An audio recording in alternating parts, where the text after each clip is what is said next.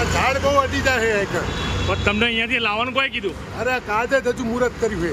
ગાડીનું મુહૂર્ત આજે કર્યું આજ જ કર્યું તો છે. પછી કોઈ સંજોગોમાં રિવરફ્રન્ટમાં હાલી નહીં ગાડી. હે?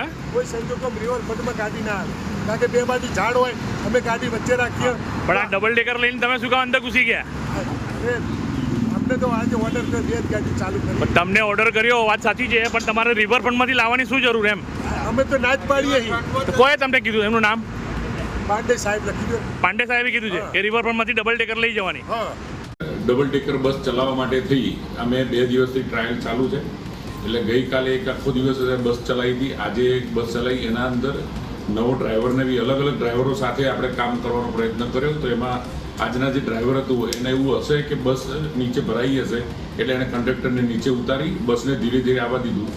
ત્યાં સુધીમાં કોઈક વિડીયો વાયરલ થયો કે ભાઈ આ બસ અંદર ભરાઈ છે, પણ એવું કંઈ થયું નથી. હજી 2 દિવસ માટે આ ટ્રાયલ ચાલુ રહેશે અને પછી એમ રૂટ ઉપર બસ મૂકવી કે નહીં એના માટેનો